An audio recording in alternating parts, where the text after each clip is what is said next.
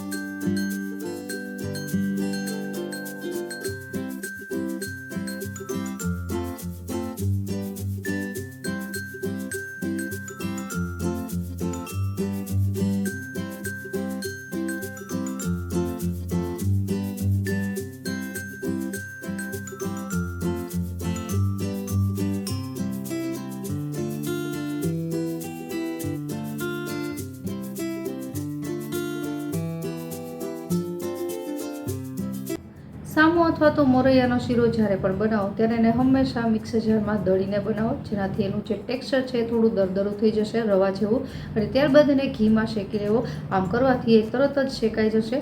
અને જ્યારે તમે પાણી એડ કરો તો એ પાણી હંમેશા હુંફાળું ગરમ રાખવું।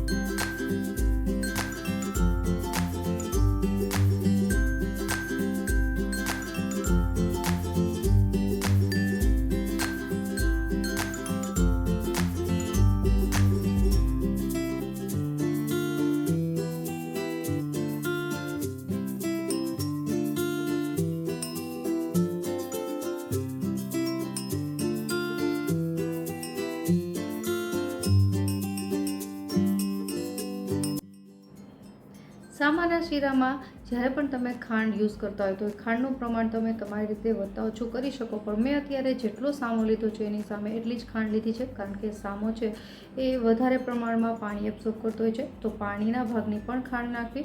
આ બધી જ વસ્તુ જ્યારે બેલેન્સ થશે ત્યારે જ તમારો શીરો છે એકદમ પરફેક્ટ બનશે। અને હા, બને ત્યાં સુધી પાણી છે એકસાથે ન નાખવું, ધીમે ધીમે નાખતા જવાનું અને ચલાવતા જવાનું। એક વખત પાણી એબ્સોર્બ થઈ જાય ત્યારબાદ બીજી વખત પાણી નાખવાનું। આમ કરવાથી જે શીરો છે ધીમે ધીમે કૂક થતો જશે, અને જ્યારે ઘી છૂટું પડે ત્યારે આપણો સામાનો શીરો બની ગયો કહેવાય।